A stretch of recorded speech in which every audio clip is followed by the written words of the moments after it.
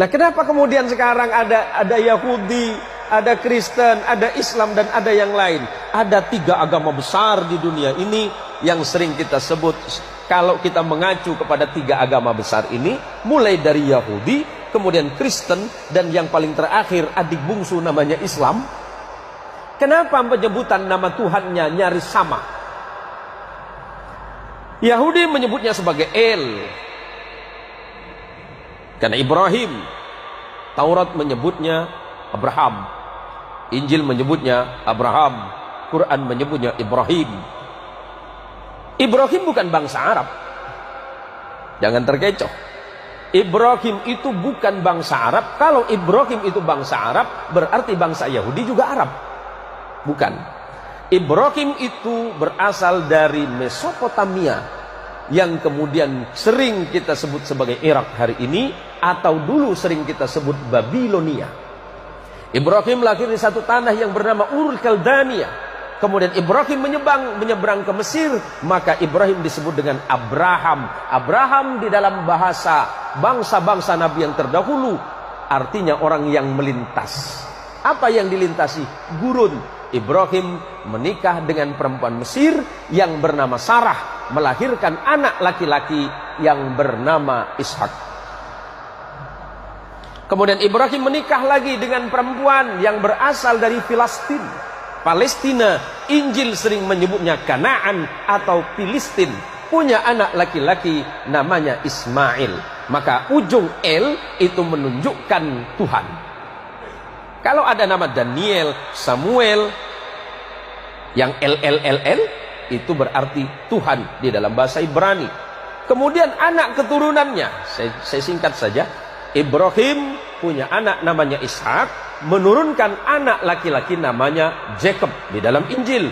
Quran menyebutnya Yakub. Kemudian Allah menyebutnya Israel, Injil menyebutnya Israel. Ezra artinya kekasih, El artinya Tuhan, karena Yakub adalah kekasih Tuhan atau kekasih Allah.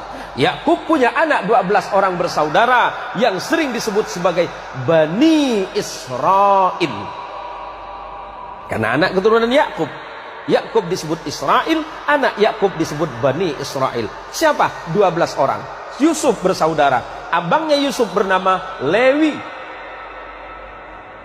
Lewi punya anak namanya Imran. Imran punya anak namanya Moses dalam Injil. Quran menyebutnya Musa. Dan punya adik yang bernama Harun. Adik Lewi namanya Yahuda, yang kelak menjadi cikal bakal nama agama Yahudi. Yahuda punya keturunan terus. Salah satunya bernama David. Di dalam Injil disebut sebagai The King of David. David punya anak namanya King of Salomo. Al-Quran menginformasikan sebagai Sulaiman. Sulaiman punya 2 orang anak yang kemudian tidak jadi nabi, tapi keturunannya ada yang bernama Imran. Imran menikah dengan Hana. Hana dan Imran punya anak yang Quran menyebutnya Maryam, Anda menyebutnya Maria. Maria punya anak namanya, Al-Quran menyebut Isa bin Maryam, dan Anda menyebutnya the Jesus of Christ. Sederhana, Pak. Kenapa berbeda? Itu masalah iman saja. Hari ini kita tidak sedang mempertentangkan iman, tetapi bagaimana kemudian kita merajut perbedaan-perbedaan yang ada untuk menjadi sebuah sumber kekuatan bagi sebuah bangsa besar yang bernama manusia. Lebih-lebih kita adalah bangsa Indonesia yang luar biasa. Tepuk tangan untuk Indonesia, Pak. Nah, teman-teman, itu dia video yang menurut saya menarik yang saya bagikan ke teman-teman semuanya. Nah, tentunya kita dengarkan juga berdasarkan background atau latar belakang dari agama dari sosok tokoh besar dalam ketiga agama tersebut, yakni Bapak Ibrahim. Nah, teman-teman, kita silakan simak penjelasan singkat dari Bapak Bambang Nursena. Menurut Anda, bagaimana itu tentang Abraham? Apanya, saya bilang. Ya, maksud saya agamanya apa? Bentar, Anda mengatakan, tentu tanya kepada saya. Menurut kitab Quran, Abraham itu makana Ibrahimu Yahudan. Abraham itu bukan orang Yahudi. wala nasronian, bukan pula orang Kristen, walakin kana hanifan musliman, tetapi dia adalah orang muslim yang hanif. Dia bukan Yahudi, oh jelas. Nama Yahudi itu asalnya dari Yehuda. Dan Yehuda itu jelas adalah keturunan Yakub. Karena itu zaman Ibrahim belum ada nama Yehuda, belum ada Yudaisme, belum ada Yahudi. Karena Ibrahim harus beranak dulu Iska, Iska harus beranak dulu Yakub, Yakub dengan 12 suku, baru ada Yehuda. Jadi memang bukan Yahudi. Siapa bilang mengatakan Abraham itu Yahudi? Lalu dikatakan wala nasronian, bukan orang Kristen. Siapa mengatakan Kristen? Siapa mengatakan Nasrani? Tidak ada orang Kristen yang mengatakan Ibrahim itu Kristen. Mengapa? Karena sebutan Kristen baru muncul kira-kira tahun 37 Masehi. Tercatat di Kisah Rasul pasal 11 ayat 26. Untuk pertama kali murid-murid Yesus itu disebut Kristen di Antioquia. Antioquia itu kota pesisir di Syria sekarang ini. Karena itu jelas Abraham bukan Kristen. Wah, ketika saya ngomong begitu, teman-teman muslim itu tepuk tangan. Tapi nanti dulu. Anda tahan tepuk tanganmu dulu. Saya katakan tadi Ibrahim bukan Yahudi. Karena yang namanya Yahudi asalnya dari Yehuda. Baru cucunya Abraham. Bukan cucu, bahkan keempat dari Abraham. Lalu Ibrahim bukan Kristen, apalagi Kristen. Tapi juga Anda jangan salah, Ibrahim juga bukan Islam. Lalu agamanya apa? Orang roh. Dalam kitab suci Quran tidak disebutkan, di kitab suci tidak disebutkan. Agamanya apa? Agama itu tidak penting, yang penting iman. Karena agama tidak menyelamatkan. Zaman Abraham untungnya belum ada KTP. Jadi tidak ada sebutan di sana agamanya Yahudi, agamanya Kristen. Itu kan hanya model Indonesia saja. Coba mana ada paspor tulisannya agama Kristen, agama Islam. Itu kan kalau orang Indonesia itu agama itu cap. Karena itu gampang dibentrokkan. Karena orang lebih loyalitas pada cap, kepada merek ketimbang imannya. Maka di Indonesia ngakunya si Islam. Ngakunya Islam, tapi raiso ngaji. Yang penting Islam. Di Indonesia itu, wah itu luar biasa. Sampai-sampai saudara-saudara, itu jamaah haji, umrah, naik pesawat Royal Jordanian, lewat aman. Kemudian ketika pesawat itu sudah mau take off, maka yang membawa acara itu, siapa itu, pramugarinya mengatakan, saudara-saudara, ya, at-toiri malikat urdunia minal Madinah Jakarta ila aman, amin, amin. Padahal itu artinya apa? Pesawat Royal Jordanian dari Jakarta menuju aman, ila Madinah Jakarta ila aman, amin, amin. Loh, ini saksi. Saya kata, ini bukan doa, Pak. Ini pengumuman. Your attention please. Pengumuman ini, bukan doa. Itu karena apa? Di Indonesia orang lebih loyal pada merek, kepada cap ketimbang pada isi. Itu benar saudara, amin, amin. Dipikirnya doa. Padahal itu pengumuman pesawat Royal Jordanian, ya, Toiri Malikat Urdunia minal Jakarta ila aman, kan seperti doa. Amin, amin. Padahal itu bukan jelas, bukan doa. Ini sering terjadi karena apa? Karena di Indonesia orang ngomong bahasa Arab itu seperti bicara mantra. Sehingga coba, ketika Ibrahim bertemu dengan Tuhan, Ibrahim itu bahasanya apa? Coba. Tuhannya Ibrahim ini jenenge sapa? Apa Gusti Allah? Bukan. Nama Allah itu baru muncul kira-kira abad keempat. Inskripsi pertama yang menyebut istilah Allah itu namanya inskripsi jabat. Kalau sudah membaca majalah Bahana sekarang, ada tulisan saya di sana, gambarnya inskripsi itu ada di sana. Itu ada ungkapan Bismillah, demi nama Allah. Sergius Bar Ahmad, Manab Wahani Barmar Al-Khois. Itu prasasti Kristen, ditemukan tahun 512.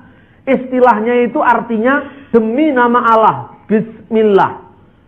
Terus Sergius, nama Kristen, Bar Ahmad. Bar itu artinya putra. Jangan disamakan dengan bahasa Jawa. Barudan, Barlungo, Itu bar itu artinya anak, makanya ada Barnabas. Dari kata bar, anak, naba, penghiburan. Bartolomai, anak dari suku Talmiah, jadi Bartolomeus. Barabas, anaknya bapak. Ya, anaknya bapak Barabas.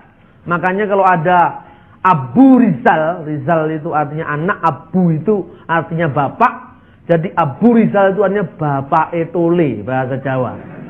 Tole itu anak laki-laki, Abu Rizal itu artinya bapaknya Tole. Jadi orang Arab dengan orang Jawa itu sebetulnya sama kalau mau diartikan namanya sama. Saudara-saudara, jadi jelas kalau mau dilihat dari data sejarah, istilah Allah itu baru muncul abad keempat. Minimal abad keempat. Dari kata Aram, Allah, menjadi bahasa Arab Allah. Loh kalau gitu, Tuhannya Ibrahim namanya bukan Allah. Nah, kalau saudara-saudara lihat bagaimana di pengajian-pengajian Islam, ini saya ngomong gini terang-terangan saja. Karena saya juga sering ceramah di kalangan Muslim. Saya katakan, misalnya Tuhan bicara dengan Abraham. Apa Tuhan ngomong? Aslamtu lirabbil alamin. Saya telah aslam kepada Tuhan semesta alam. Loh Ibrahim itu bahasanya apa? Seperti misalnya Tuhan berfirman kepada Nabi Musa. Bahasanya apa? Musa itu orang Ibrani. Bahasanya bahasa Ibrani. Terus kemudian Alkitab kita mengatakan apa? Keluaran pasal 3 ayat 14. Aku adalah aku. Bahasa aslinya Asher. Terus kemudian ketika diredaksikan dalam Al-Quran, karena membawa serban ini kan jadi kiai itu enak, bondonya cuma serban ini dengan ayat. Gak pernah orang kiai mengatakan, mari kita baca kitab Al-Quran, surat Al-Baqarah. Gak pernah. Cuman saudara-saudara rahimatullah, Allah subhanahu wa ta'ala berfirman di dalam Al-Quran kepada Nabi Musa. Ini gaya-gayanya jadi ini. Ulama Betawi. Innani anallahi la ilaha illa anna. Yang artinya. Itu kemudian orang-orang yang dengar semua. Wah, apalagi kalau nama Nabi sudah disebut. Allahumma sholli wa sallim. Wah, saya kadang-kadang terbeat suatu pertanyaan. Apa kira-kira dulu itu kejadiannya pancen ngono beneran apa gitu? Lah kira-kira kalau Tuhan ngomong kepada Nabi Musa itu kan bahasanya bukan Arab, tapi bagi orang Islam wis percaya tenan bahasanya Arab. Seolah-olah Musa itu orang Arab bukan orang Yahudi. Kan begitu. Makanya innani anallahi la ilaha illa ana. Saya jawil teman saya. Kalau umpama Gusti Allah itu datang kepada yang namanya Ronggo Warsito, kira-kira omongannya itu gimana? Coba, ini ngomong sejarah loh ini. Ronggo Warsito, don't be afraid Ronggo Warsito, apa gitu? Enggak, Ronggo Warsito bukan orang British English, bukan American style, bukan. Dia tidak mungkin ngomong don't be afraid Ronggo Warsito. Dia juga mengatakan ya Ronggo Warsito, la takuf. Jangan takut, tidak mungkin gitu. Tapi mesti omongannya, Ronggo, ojo wasu melang atimu. Mesti gitu. Ayo sekarang, ketika Tuhan berfirman kepada Nabi Musa, bahasanya apa? Saya katakan, udahlah, Quranmu juga benar, kitabku juga benar. Tapi kita sekarang bicara sejarah. Kalau Tuhan berfirman kepada Muhammad, misalnya ini ya, bunyinya apa? Iqra, didikte kepada malaikat. Iqra bismi rabbikal ladzi khalaq. Percaya? Percaya, Pak. Karena apa? Bosone padha Arabe. Nah, sekarang Nabi Musa. Musa, apa Tuhan mengatakan Bismillahirrahmanirrahim. Innani anallahi la ilaha illa ana. Akulah Allah dan tidak ada ilah selain aku. Apa kira-kira begitu? Lalu bahasanya apa ya waktu itu? Bahasanya mesti Ibrani. Oh iya, kalau gitu gimana? Karena di Quran nggak ada bahasa Ibrani. Percaya karo kitab kuwi lho. Ya ada tulisannya ini. Ini yang benar. Loh ini kan kitab sampean loh. Jangan ngomong kitab saya dulu, ini bahasanya kan sama. Loh kan ini bahasa Indonesia. Makanya butuh yang asli. Karena itu orang Kristen butuh kembali ke teks yang asli. Ini contoh dialog. Kalau saudara dengan bahasa Indonesia, orang enggak percaya. Ini kan sama aja dengan bahasanya Quran Jawa Pos. Sama. Jadi saya ini disindir. Ini lihat Bambang Nurseno kalau khotbah. Dia ini Kalau khotbah sedikit-sedikit bahasa Ibrani, sedikit-sedikit bahasa Arab, jemaat nggak ngerti. Katanya begitu, ada pendeta yang nyindir begitu sama saya. Ya biar saja lah. Biar orang Kristen dulunya nggak ngerti, lama-lama kan ngerti juga. Tapi kenapa dalam khotbah saya selalu menggunakan bahasa-bahasa asli Alkitab? Karena kebutuhan kontekstual di Indonesia. Saudara ketemu dengan umat Islam, lalu saudara tanya, Alkitab King James Version, American Standard Version, NIV supaya gagah-gagahan ngomong bahasa Inggris, ya toh? Ibrahim bukan orang Amerika. Ibrahim bukan dari Los Angeles. Ibrahim bukan dari London. Ibrahim itu orang Irak sekarang ini. Bahasanya bukan bahasa Inggris. Karena itu memang bergaya ngomong bahasa Inggris. Karena itu sekalipun saya berbicara tentang bahasa asing, tentu bahasanya bukan Inggris atau Belanda. Kecuali kalau saya bicara tentang William Shakespeare, mesti bahasanya Inggris. Tapi yang dibicarakan tokoh-tokoh sejarah dari Timur Tengah, maka bahasanya adalah bahasa asli kitab suci. Nah, saudara perlu tahu bagaimana kira-kira orang Islam dengan bahasa kitab sucinya. Jangan hanya mendengarkan khotbah di gereja. Lihat seminar bagaimana caranya orang Islam mengerti firman Tuhan menurut versi mereka. Orang Islam itu saudara-saudara pokoknya asli walaupun tidak ngerti. Ini Islam. Pokoknya asli loh, ini Islam. Walaupun nggak ngerti orang Kristen lain. Walaupun nggak asli, sing penting ngerti. Itu kalau Kristen. Makanya bahasanya Indonesia dari bahasa Batak Bible. Itu yang namanya Allah diterjemahkan di bata mula jadi nabolon. Di bata mula jadi nabolon itu Allah yang menciptakan langit dan bumi. Mula jadi nabolon. Itu orang Batak. Horat bah, habis beras makan gabah. Itu orang Batak itu. Orang Madura, kitabnya bahasa Madura, Alkitab namanya. Yesus anak domba Allah, Guste Yesus embikna Gusti Allah. Nah, ini Madura. Lalu orang Kristen kadang-kadang enak, enjoy. Nggak salah, tapi nggak otentik. Itu benar, tapi nggak asli. Sementara orang Islam yang diinginkan adalah keaslian. Begitu muncul Alkitab bahasa aslinya, bahasa Ibrani. Jemaat saya suruh beli. Untuk apa Pak? Nggak ngerti artinya. Wis to, percaya karo aku. Tukunen. Harganya nggak mahal ini. Kalau saudara beli di bahasa Inggris, apa itu yang di edisi dolar, itu 300.000 harganya kalau dirupiahkan. Kalau di Indonesia Lai sudah bikin Alkitab, harganya harganya 37 rupiah, tapi tidak laku. Coba lihat di toko-toko buku Kristen. Namanya apa Alkitab bahasa asli Ibrani?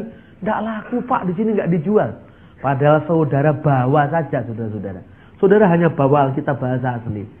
Itu mesti dilirik sama orang Muslim. Itu bahasa apa Pak? Kayak rumahnya rayap itu katanya. Bahasa Ibrani ini. Bahasa apa itu? Bahasanya Nabi Musa. Bahasanya Nabi-Nabi Daud, Sulaiman. Itu aslinya ini. Katanya orang Madura, masih ada ya. Kok bahasanya kayak rumahnya rayap Pak. Ini yang penting. Asli ini. Ternyata dipikirnya Alkitab kita itu tidak asli. Karena itu orang Madura baca Alkitab Madura.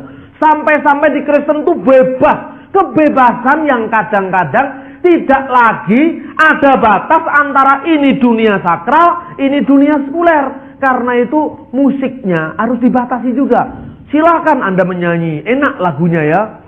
Tuhan Yesus setia, itu sahabat kita. Lagunya kan stylenya sama dengan ini. Terlambat sudah, terlambat sayang, kan sama itu.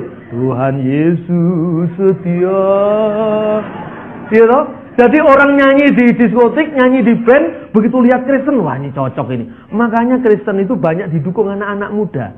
Karena apa? Dukungannya kadang-kadang belum iman. Wah, daripada nyanyi di sana bayar, di gereja kan gratis. Berdoa dapat berkat lagi kan enak. Itu enggak salah. Tapi ada batasnya. Sampai saya dengar lagunya judulnya Owe, Owe, Owe, Owe. Itu mahasiswa saya marahi. Itu lagu apa itu kamu nyanyikan di sini? Lu lagu gereja Pak. Coba ini kalau supporter Arema datang, ini masuk ke kampus kita kan rusak ini. Ini nggak ada batas lagi dan ini harus dibatasi. Owe, Owe, Owe, Owe. Ini lagu apa ini? Lagu gereja Pak. Stop, jangan nyanyikan itu. Ini sebentar lagi ada sepak bola ini. Ini kalau orang sepak bola datang ke sini dipikir kamu supporter Roma, apa Arema. Lah ini sering terjadi saudara-saudara. Ada lagi seorang hamba Tuhan dari Madura. Saya datang disuruh khotbah. Dia juga khotbah. Pertama lagunya yang saya dengar apa? Lagunya itu. Tuh dari kekasih jiwaku, la la la la la la la la la. Itu saya bisa terima, bagus. Tapi diawali inilah qasidah in Madura katanya. Ini kan hamba Tuhan dari Madura. Ditambahi Yesus, Yesus. Loh ini kan lagunya Oma Irama. Dimasukkan gereja. Ani, sungguh aku tahu. Ini kan dikira pengamen saudara-saudara. Coba saudara lihat sekarang.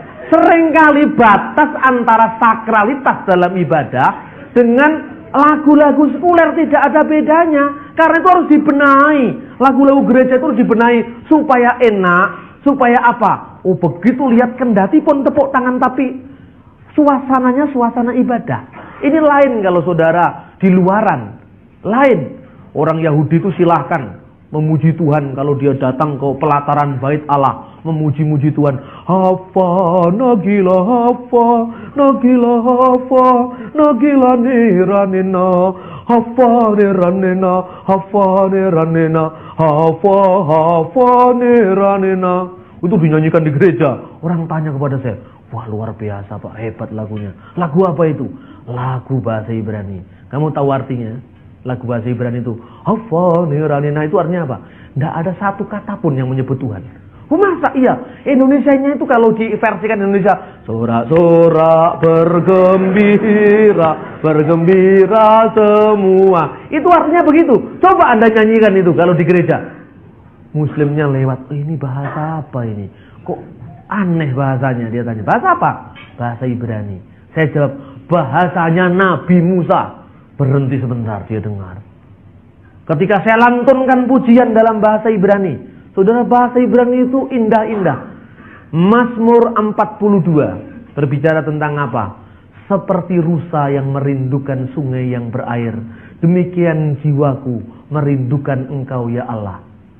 Itu kalau dinyanyikan dalam lagu bahasa Indonesia, seperti rusa rindu sungaimu, hatiku rindu Engkau. Itu iramanya kan ngepop sekali iramanya. Tapi bandingkan kalau saudara nyanyi lagu dalam bahasa aslinya pakai irama seruling, saudara. Lagu Timur Tengah itu indah, tapi jarang diakses oleh gereja. Lagunya begini.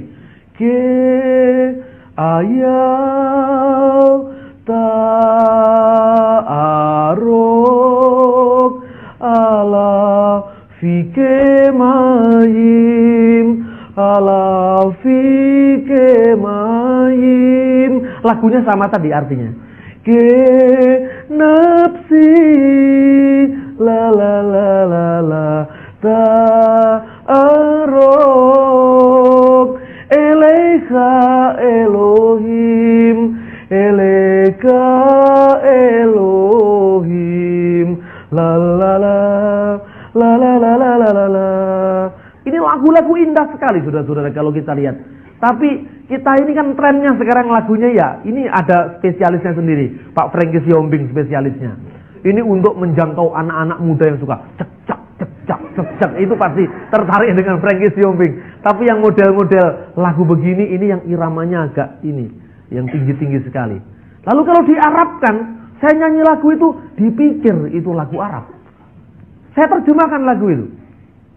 Hakada nafsi ilaika ya Allah, ilaika ya Allah, hakada nafsi ilaika ya Allah, ilaika ya Allah. Dipikir lagunya Bimbo, saudara-saudara. Bukan, ini lagu Mazmur 42. Eleika Elohim, bahasa Arabnya ilaika ya Allah.